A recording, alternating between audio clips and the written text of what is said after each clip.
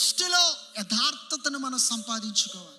మనం ఏ రీతిగా మాట్లాడుతున్నాం, ఏ రీతిగా ప్రవర్తిస్తున్నాం, అదన్నీ దేవుడి యొక్క దృష్టిలో చాలా ప్రాముఖ్యం. నువ్వు చెప్పింది ఒకటి, చేసింది ఒకటైతే ప్రమాదం అండి. దేవుడి యొక్క సన్నిధిలో అనేకమైన తీర్మానాలు మనం తీసుకుంటూ ఉంటాం, అనేక వాగ్దానాలు మనం చేస్తూ ఉంటాం.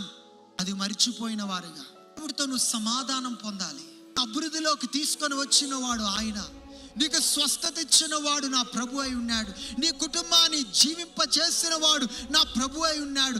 ఆయన దృష్టిలో యథార్థముగా ఉండాలి. నీ ప్రవర్తన, నీ మాటలు, నీ జీవితము యథార్థముగా ఉన్నట్లయితే నువ్వు ఎన్నడూ ఊహించలేని గొప్ప కార్యాలు నా సర్వశక్తి గల దేవుడు నీ జీవితంలో ఆయన జరిగిస్తాడు.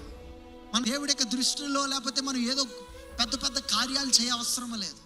దేవుడి యొక్క దృష్టిలో మన యథార్థముగా జీవిస్తే చాలు, యథార్థముగా నడిస్తే చాలు, యథార్థముగా ఆయన దృష్టికి మన యథార్థలుగా ఉంటే చాలు. అనేకమైన రాబోతున్న ఆపద నుండి, కష్టము నుండి, మరణముల నుండి దేవుడు తప్పించిన దేవుడై